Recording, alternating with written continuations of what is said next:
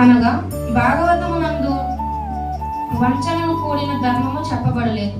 దాని యందు ప్రతిదియు ప్రత్యక్షముగా భగవంతునితోనే ముడిపడి ఉన్నది. ఇంకను భాగవతమునందు సవై పుంసాం పరధర్మో యతో భక్తిర దక్షజే, జనులకు భగవత్ ప్రేమను బోధించినదే పరమధర్మము అని తెలుపబడినది. ప్రాయోగిక జ్ఞానమునకు అందని భగవంతుని యొక్క ప్రేమను గూర్చి బోధించు ధర్మము నామ సంకీర్తనముతో ఆరంభమగును. హరినామ సంకీర్తనము కావించుచు తన్మయత్వమున నిత్యము కావించుచు తెలుప మనుజుడు కృష్ణ రూపమును, కృష్ణ లీలలను, కృష్ణుని దివ్య గుణములను క్రమముగా గావించగలడు.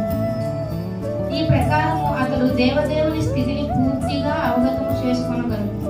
భగవంతుని ఏ విధంగా ఈ భౌతిక జగత్తునకు అరుదించును, ఏ విధముగా జన్మను గైకొనును, ఎట్టి కర్మలు ఆచరించవనడి అతనిని గూర్చిన పూర్తి అవగాహనము కేవలం భక్తి యోగము వలననే కలుగగలదు.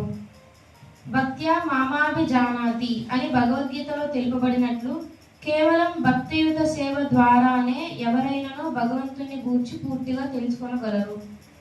ఎవడేని భాగ్యవసానము శ్రీకృష్ణుని ఆ రీతిగా అవగతము చేసుకునిచో త్యక్వా దేహం పునర్జన్మ నైతి మామేతి సో అర్జున అనుదినయే ఫలముగా లభించగలదు.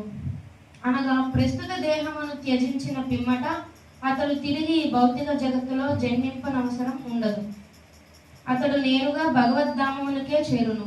అదే చరమ పూర్ణత్వము. కనుకనే శ్రీకృష్ణుడు భగవద్గీత 8వ అధ్యాయం 15వ శ్లోకమునందు ఇట్లు పలికెను: మాము పేత్య పునర్జన్మ దుఃఖాలయం అశాశ్వతం నాప్నువంతి మహాత్మానః సంసిద్ధిం పరమాం గతః. భక్తి యోగులైన మహాత్ములు నన్ను పొందిన పిమ్మట సంపూర్ణ తత్వమును బడిసిన వారగుటచే ఈ దుఃఖాలయమైన ఈ అనిత్య జగమునకు ఎన్నడూను తిరిగి రారు.